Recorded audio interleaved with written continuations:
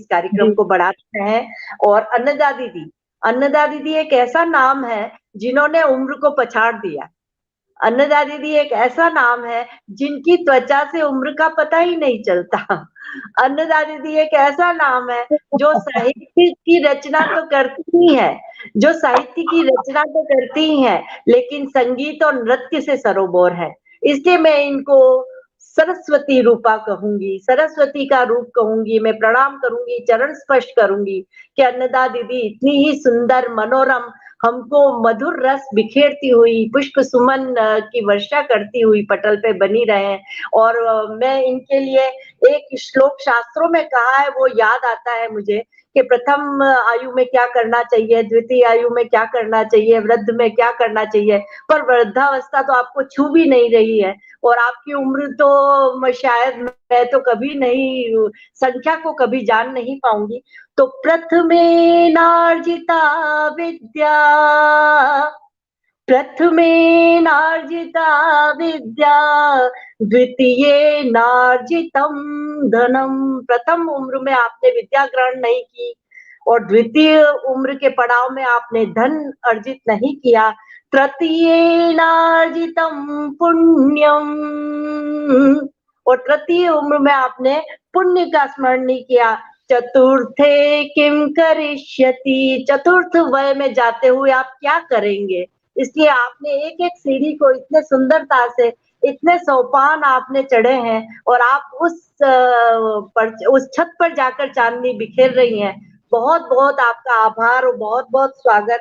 आप दिल्ली से हिंदी ऑनर्स किया था वर्षों पूर्व और विवाह के 26 वर्षों के पश्चात आपने सितार में एमए किया और उसके बाद नृत्य में, और 1961 में से ये लगातार लिख रही है। 1961 में मैं पैदा हुई थी, तो 60 साल से जिसका लेखन है, मैं आपको प्रणाम करती हूँ, बारंबार प्रणाम करती हूँ कि मेरी उम्र तो जब मैं पैदा ही नहीं हुई थी तब से आपका लेखन जारी है, तो मैं क्या कह सकती हूँ। सूरज को दीपक दिखाकर मैं अपने शब्दों से क्या बोल सकती हूँ। और एक और छोटी सी बात मुझे बहुत अच्छी लगी, 18 वर्ष की आयु में ही आपने एक फ्रेंच नॉवलिस्ट आंद्रे जिंद के उपन्यास का हिंदी में अनुवाद कर लिया था।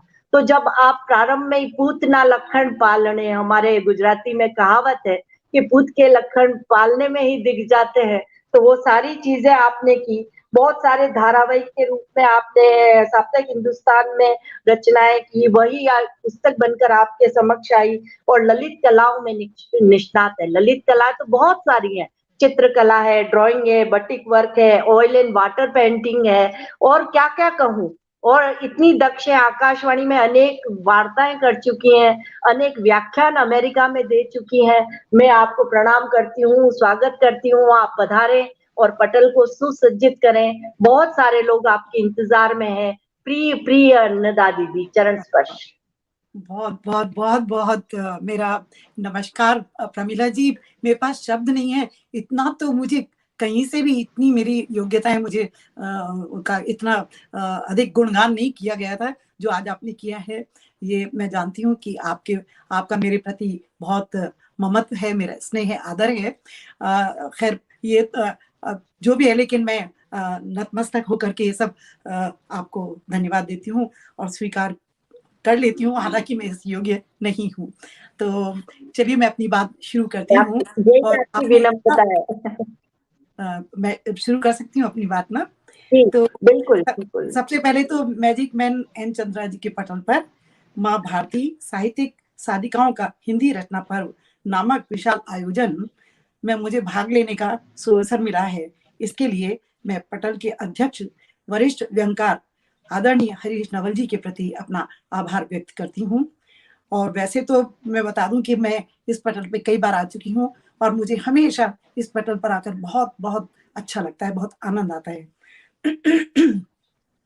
और इसके लिए मैं निदेशक आदरणीय नरेश चंद्र जोशी जी की, कार्यकारी निदेशक डॉक्टर नीलम वर्मा जी की, प्रबंध निदेशक आभा चौधरी जी तथा सह निदेशक नीता जोशी जी का भी अभिनंदन करती हूँ। प्रमिला शरद व्यास जी आपका तो इतना सुंदर संचालन है, हमेशा ही बहुत अच्छा होता है। और आप जो संस्कृत की, क्योंकि आप विद्वान हैं, तो आप जो उसमें जो संस्कृत के जो भी श्लोक हैं या जो भी उक्तियां सुनाती हैं, वो बहुत ही कर्णप्रिय लगती हैं।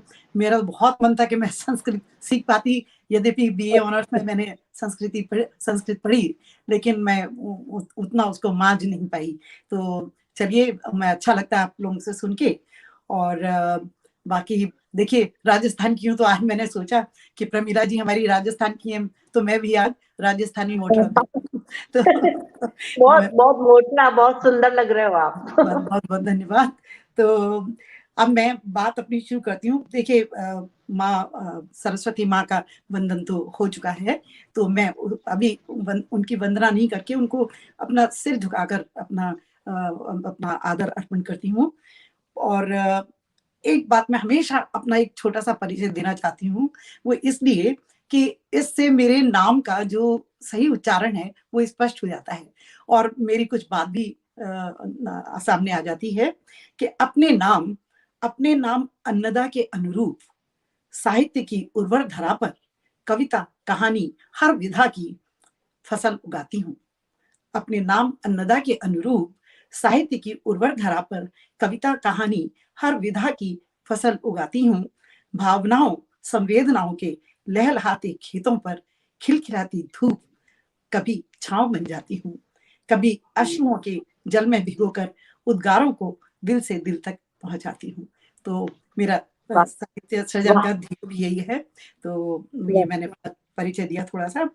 तो अब मैं एक बात कहना चाहूंगी कि जिस तरह का एक अवसादपूर्ण वातावरण हमने इन पिछले कुछ सालों में देखा, तो मन बहुत दुखी हुआ, द्रवित हुआ, और दिल को झकझोर भी दिया इन सब घटनाओं ने।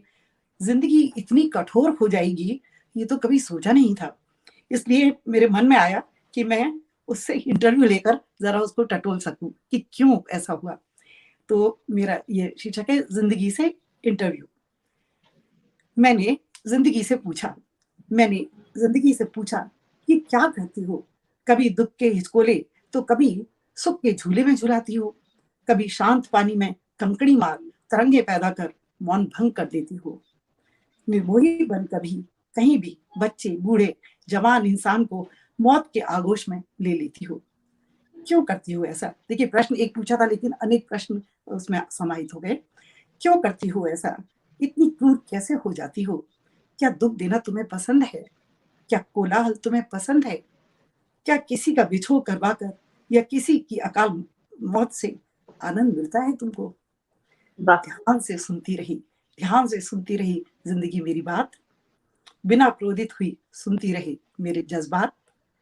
फिर धैर्य से बोली, मैं जिंदगी हूं, ना मैं क्रूर हूं, ना अत्याचारी, ना अशांति प्रिय। अगर मेरा काम है समझाना, सबको सबक देना। अगर मैं ऐसा ना करूं तो तुम कैसे समझोगे कि दुख क्या होता है और सुख क्या होता है, शांति अशांति, नीरवता और शोर में अंतर क्या होता है, जीना क्या होता है और मरना क्या होता है, सबसे मैं ही तो पहचान कराती हूँ। क्या बात। ये सब एक ही, फिर वो समझा रही है कि ये सब एक ही सिक्के के हैं दो पहलू, कभी चित तो कभी पट भी तो होगी ही। हार के बाद जीत, तो जीत के बाद हार तो होगी ही। तो फिर घबराना क्यों कर, मुझसे कतराना भी क्यों कर। दुआ मुझे दो कि बुरे समय पर भूले हुए ईश्वर की याद मैं ही दिलवाती हूँ। दुर्बल क्षणों में हिम्मत भी मैं ही बंधवाती हूँ। संगिनी हो तुम्हारी, साथ चलूंगी, अच्छा बुरा सब में साथ निभाऊंगी। मित्र हूँ तुम्हारी, चलो मिलाए हाथ, जब तक सांस है तब तक चलेंगे हम साथ साथ। तो ये मेरी जिंदगी से इंटरव्यू थी। मैं समाधान हो गया, हम किस पर दोषारोपण करें। तो ये इस आशय से मैंने ये रचना करी थी। अब मैं तुलसीदास जी के दोहों से बहुत प्रभावित हूँ, सभी होंगे, पर एक दोहा विशेष रूप से मुझे बड़ा अच्छा लगता है कि आवत ही हर्षे नहीं, नैनन नहीं सने, तुलसी तहा न जाइए, कंचन बरसे में। तो मैं हिम्मत की है कुछ दोहे लिखने की, तो मैं आपके सामने प्रस्तुत कर रही हूँ। नेह और उल्लास की बंद करो अब बात, मन मरुथल अब हो गए नैना सूखे पात।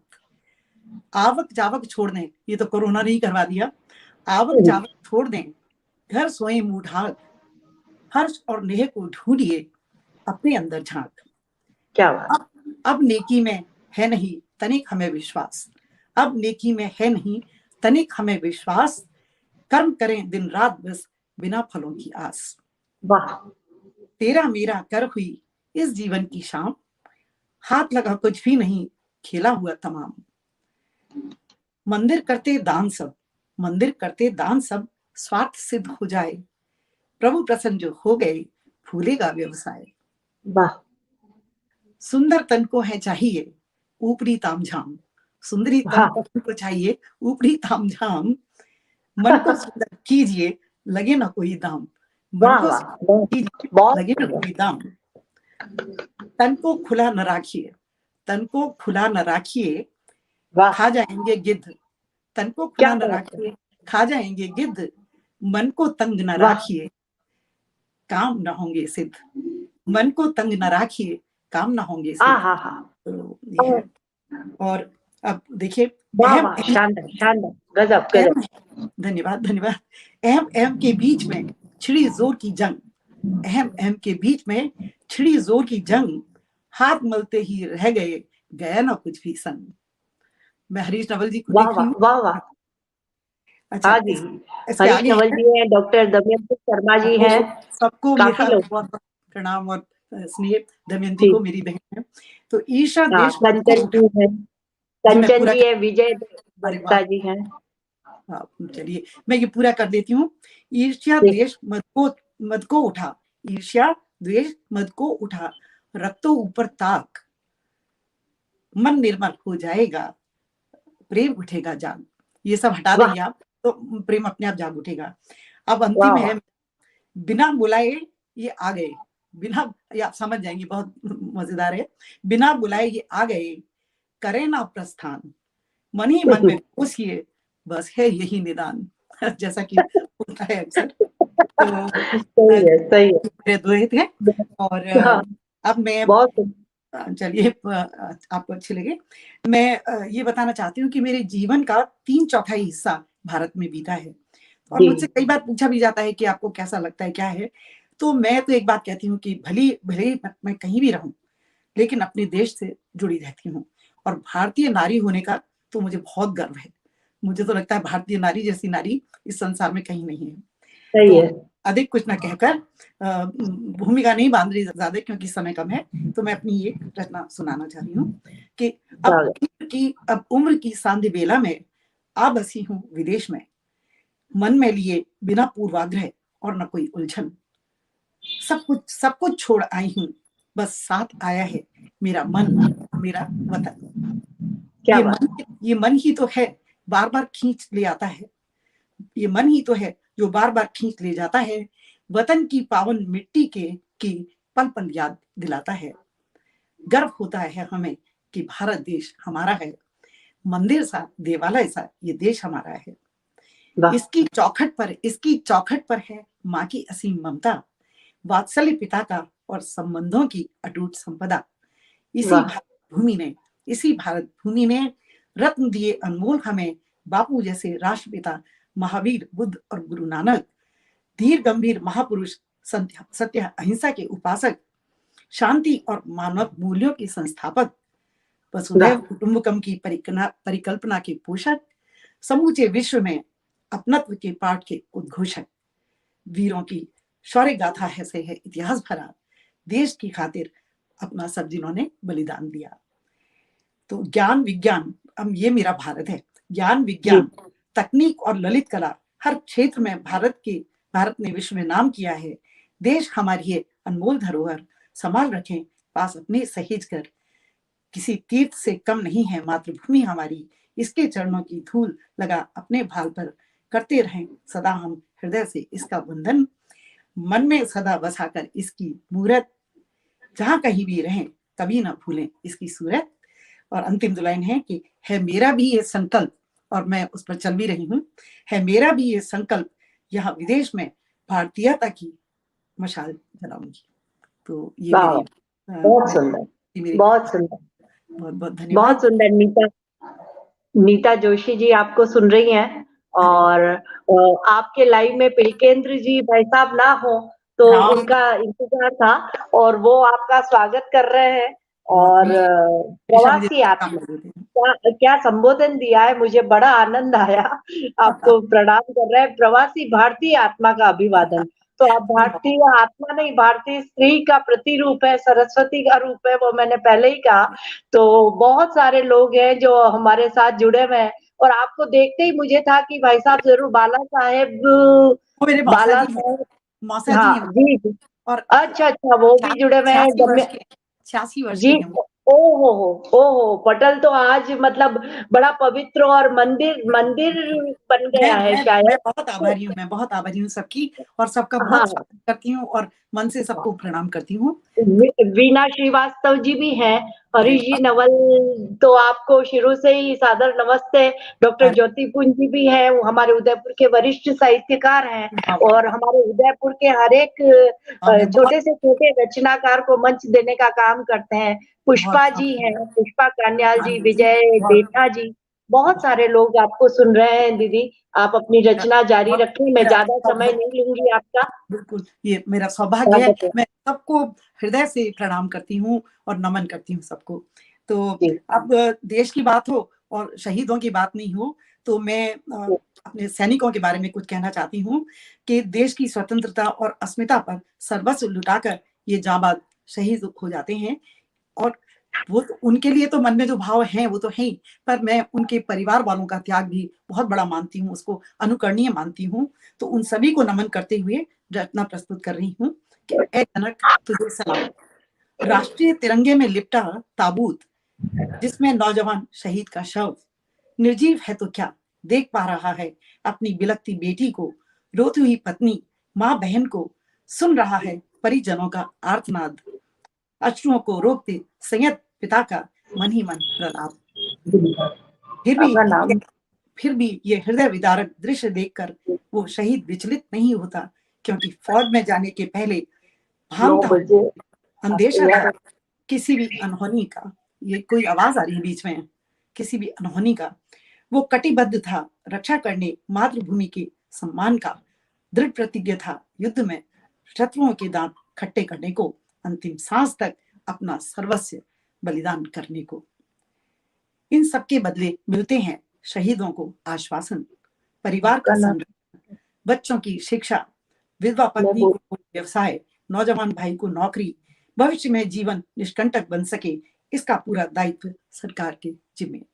पर क्या सचमुच ऐसा होता है? क्या सचमुच हम उसकी शहादत का उचित मूल्यांकन कर पाते हैं? बड़े क्या बड़े बात। सत्ताधारी, बड़े बड़े, आज ये कटु सत्य है, तो बड़े बड़े सत्ताधारी, समाचार पत्र, टीवी की बड़ी बड़ी न्यूज चैनल, अवसरवादी राजनीतिज्ञ, सभी इस शहादत की आग में अपनी रोटियां सेकते नजर आते हैं। पर हम साधारण देशवासियों की आंखें उसके परिवारजन के करुण क्रंदन से नम हो जाती हैं। एक आशंका भयभीत कर जाती है कि क्या वास्तव में उसके परिवार का भरण पोषण पूरी ईमानदारी से किया जाएगा, या उसके पिता अपने हक के लिए इधर उधर भटकेंगे फिरेंगे, उसकी पत्नी मदद के लिए गुहार लगाती रह जाएगी, बच्चे अभावों में बचपन खो देंगे। तो नतमस्तक हूं, पर इन सब से बिल्कुल बेखबर जो पिता है शहीद का, उसके बारे में कह रही हूँ कि नतमस्तक हूं उस पिता को जो एक पुत्र खोकर भेज रहा है दूसरे बेटे को भी लड़ने सरहद पर। सलाम वाह, हमारा उनकी देशभक्ति से ओतप्रोत इस जज्बे को, सलाम हमारा इस शूरवीर की गौरवमयी शहादत को। तो ये मैंने कहा थोड़ा इस बारे में बात कर लूं, क्योंकि हमेशा ये विषय ऐसा है कि क्योंकि हमारे जो सैनिक हैं वो हमारी जिस तरह से रक्षा कर रहे हैं, तो वो सदा हमारे मन में और हमारे जहन में रहेंगे, और उनके प्रति हमारे अंदर एक बड़ी संवेदनशील भावनाएं उनके लिए जागृत होती हैं। बिल्कुल, बिल्कुल सही तो कहा। अब मैं, चलिए थोड़ा ये मैंने भारी आपने सुना दी, मैं आपने अब रस आपने परिवर्तन करती हूँ। अभी हाँ, समय है ना, करिए। है ना? बिल्कुल आपके पास समय है और बहुत सारे लोगों के साथ-साथ मेरे पतिदेव जो मेवाड़ राजघराने के पंडित हैं, वो वाह, भी आपको देख रहे हैं और वाह, या देवी सर्वभूतेषु शक्ति रूपेण संस्थिता नमस्तस्यै नमस्तस्यै नमस्तस्यै नमो नमः लिख रहे हैं। आप कमेंट बाद में बहुत पढ़ेंगे तो आपको लगेगा। तो मेरा मुझे उनको लग रहा नमन। है कि आप तक पहुँचा ही दूँ मैं। अरे पंडित शब्देन्दु शेखर व्यास वो देख रहे हैं मेरा और मुझे मेरा इस बात की खुशी है कि अरे वो हर बार मेरा जब भी लाइव होता है तो बहुत कम यहाँ रहते हैं, कहीं न कहीं होते हैं। आज वो घर में ही है और वो अन्नदा दीदी की मैं हमेशा तारीफ़ करती हूँ, तो आज उन्हें भी बहुत अच्छा लग रहा है तो देखिए, कि ये तो पर्सन देख पा रहा है। आपके सौभाग्य के साथ मेरा भी सौभाग्य है कि आज वो मुझे देख रहे हैं लाइव। हाँ, मैं जी, उनको जी। इतनी प्यारी उन्होंने जी, जो अभी ये जी और उसके लिए मैं आभा जी चौधरी भी हैं और पिलकेंद्र जी यहाँ पे कह रहे हैं कि मुझे डॉलर मिलते हैं इसलिए मैं उपस्थित रहता हूँ। तो मेरे को भी कभी-कभी डॉलर कभी-कभी भेज दीजिएगा तो मैं भी आ जाऊँगी कभी-कभी आपके आपने पटल पर। आपने आपने कभी और प्रोग्राम सुने होंगे, उसमें पुलकेंद्र जी और मेरी चुटकियां ऐसे ही चलती वह रहती हैं। बहुत मैं पढ़ती हूँ और हमेशा सुनती हूँ और आज मुझे ये और शेयर करने मिल रहा है तो मुझे लग रहा है कि कुछ न कुछ मैं भी उस रस को पान कर पा रही हूँ और जी आप अपनी रचना पढ़ें, आपका टाइम मैं लेना नहीं चाहती। जी बाकी हाँ, 2 पंक्तियाँ शहीदों के लिए मुझे वो लता जी की याद आ रही थी, जो समर में हो गए अमर मैं उनकी याद में गा रही हूँ आज श्रद्धा गीत धन्यवाद में। तो ये मैं गाती कभी और सुनाऊँगी मैं आपको, आप सुनाएँ अभी। अब आपने गाने की बात कही तो आप तो बहुत मधुर गाती हैं और सीखा भी हुआ है आपने। तो मैं तो संगीत इसलिए नहीं सीख पाई कि थोड़ा अपने गले के प्रति थोड़ी मैं कॉन्शियस थी। लेकिन अब मैंने गज़ल लिखी है। अब गज़ल लिखी है तो पता नहीं, मुझे ऐसा लगता है कि गज़ल बिना तरन्नुम के नहीं गाई जाए। गा लो तो अच्छा है, लेकिन मैं बहुत ज़्यादा क्षमा के साथ आप सबसे बिल्कुल ये अपनी बात रख रही हूँ कि मेरा गला बिल्कुल चल नहीं पाता, हो सकता है रुक भी जाए बीच में, लेकिन फिर भी मैं हिमाकत कर रही हूँ। तो और मेरी कमियों को आप थोड़ा नज़रअंदाज कर दीजिएगा। तो आप स्वर पे न जाएँ, भाव प्रमुख है, आप तो पढ़ें। चलिए, तो ये है कि जो दिल में दिल की बातें हैं, जो दिल में दिल की बातें हैं, वो अक्सर छटपटाती हैं। जो दिल में दिल की बातें हैं, वो अक्सर छटपटाती हैं। निकल कर बाहर आने को, निकल कर बाहर आने को, वो अक्सर कसमसाती है। जो दिल में दिल की बातें हैं, वो एक पल चुप नहीं रहती, वो अक्सर बुदबुदाती है। वो एक पल चुप नहीं रहती, वो अक्सर बुदबुदाती है। जुबां पर आते आते ही, जुबां पर आते आते ही, वो अक्सर सहम जाती है। जो दिल में दिल की बातें हैं, हंसाती हैं तो आकर वो अक्सर गुदगुदाती है। हंसाती हैं जो आकर वो अक्सर गुदगुदाती है। रुलाती हैं तो आँखों में, रुलाती हैं तो आँखों में, वो अक्सर सैलाब लाती हैं। जो दिल में दिल की बातें हैं, शक्ल से करके यादों की वो अक्सर नींद उड़ाती है। शक्ल ले करके यादों की वो अक्सर नींद उड़ाती है। अतीत को सामने लाकर, अतीत को सामने लाकर वो अक्सर चलचित्र दिखाती है। जो दिल में दिल की बातें हैं। ये अंतिम है। बहुत शुक्र है पैरा है उन पर, नहीं तो गुल खिला जाती। शुक्र है पैरा है उन पर, नहीं तो गुल खिला जाती। निकल कर बाहर आती तो, निकल कर बाहर आती तो, वो अक्सर तूफान मचा जाती। निकल कर बाहर आती तो, वो अक्सर तूफान मचा जाती। जो दिल में दिल की बातें हैं, वो अक्सर छटपटाती हैं। जो दिल में दिल की बातें हिम्मत हैं। करी गई। कितना सुंदर आपने गाया, और आप कह रहे हैं कि इतना इतना अच्छा सा वो लग गया। आभा मेहता जी लिख रही हैं, पुष्पा जी लिख रहे हैं, सबको बहुत सुंदर लग रहा है। पिलकेंद्री जी के लिए बहुत शानदार मार्मिक रचना, और बहुत सारी तारीफ हो रही है आपकी, तारीफ के काबिल है आप। मेरा मेरा और ये मेरा सौभाग्य है। मैं सबके प्रति आपके नम्र। पास आपके पास समय है और रचना पढ़ी है। भूपेंद्र कौर मदान जी, विजय देथा जी, और भी काफी लोग जुड़े हुए हैं। जो मुझे नजर आ रहे हैं मैं बता रही हूँ, और मैं सभी लोगों से जिनका मैं नाम नहीं ले पाई हूँ, मैं क्षमा चाहूंगी। उनके कमेंट्स पढ़ के हम फिर से रिप्लाई करेंगे, फिर से बात करेंगे, और मैं धन्यवाद तो देती हूँ। और अन्नदा दीदी, मुझे आप बताएंगी कि कितना समय है मेरे पास, तो मैं उस हिसाब से आपके पास 5 मिनट है, आप पढ़िए। और डॉक्टर सिम्मी सिंह जी आगे का कार्यक्रम संचालन करेंगी, आप पढ़िए, स्वागत अच्छा, है।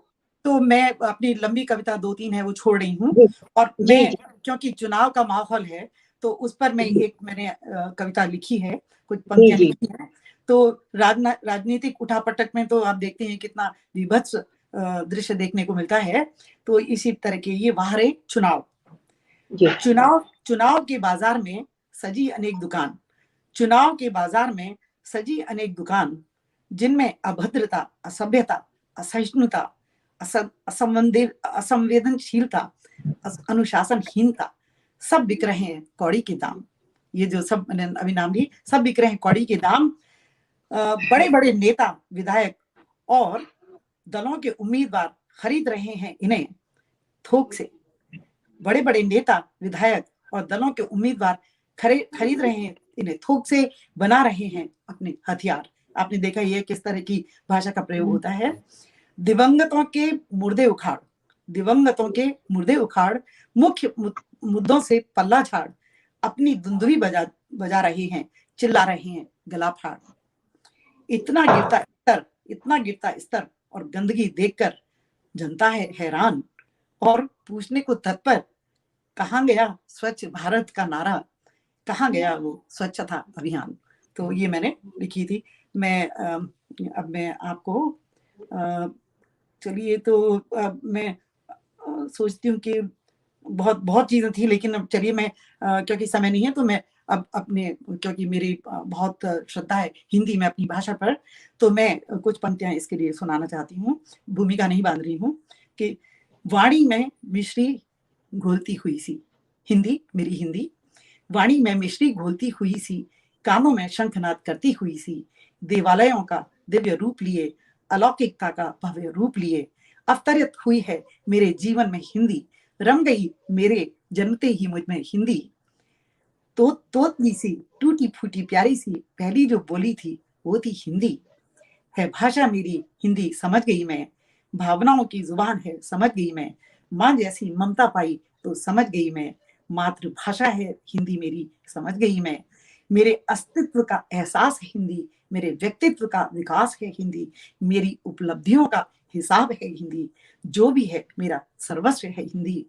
माँ सरस्वती का वरदान है हिंदी, भारतीय संस्कृति की पहचान है हिंदी, शब्दों का अक्षुण अमिट कोश है हिंदी, विश्व में सबसे समृद्ध और देश वैभवशाली है हिंदी, देश में है, विश्व में है सबसे समृद्ध और वैभवशाली है हिंदी।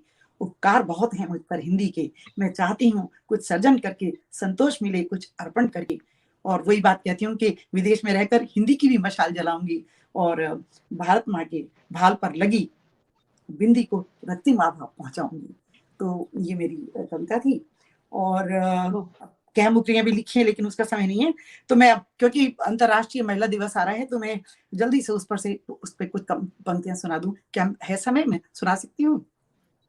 2 मिनट स्वागत है मैम, 2 मिनट सुना दीजिए आप। ओके, तो चलिए भूमिका नहीं है। जी। सोचती हूँ बहादुर तो हूं मैं, सोचती हूँ बहादुर तो हूं मैं, औरत होकर भी खुश हूं मैं। सोचती हूँ बहादुर तो हूं मैं, औरत होकर भी खुश हूं मैं। तभी तो ये पूछे जाने पर कि अगले जन्म में क्या पसंद करोगी, पुरुष बनना या महिला, तो मैंने तपाक से जवाब दिया महिला।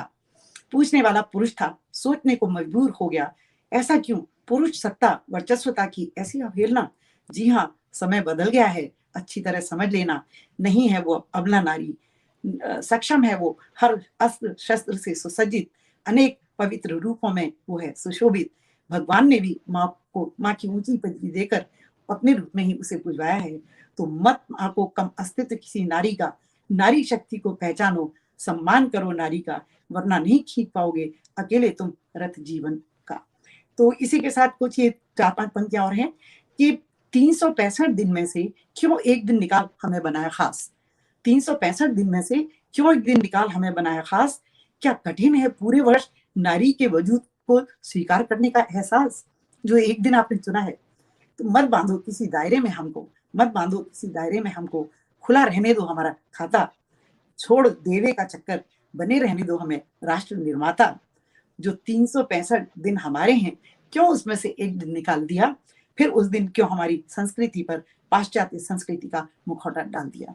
तो ये मैंने अपने मन की बात कही और प्रयत्न किया था कि विभिन्न रसों की आपको अपनी रचनाएं सुना सकूं, पर समय तो बड़ी तेजी से दौड़ता है, इसलिए मेरी बहुत सारी रचनाएं रह गई हैं, लेकिन वो फिर कभी।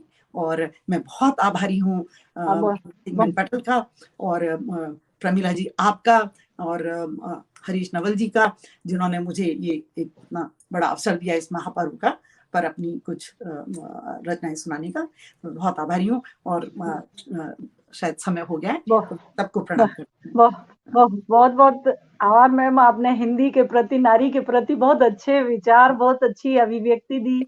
आप इस पटल से जुड़े और हमें भी आपके सुनने का मौका मिला। बहुत बहुत आभार आपका। धन्यवाद। धन्यवाद मैम। नमस्कार।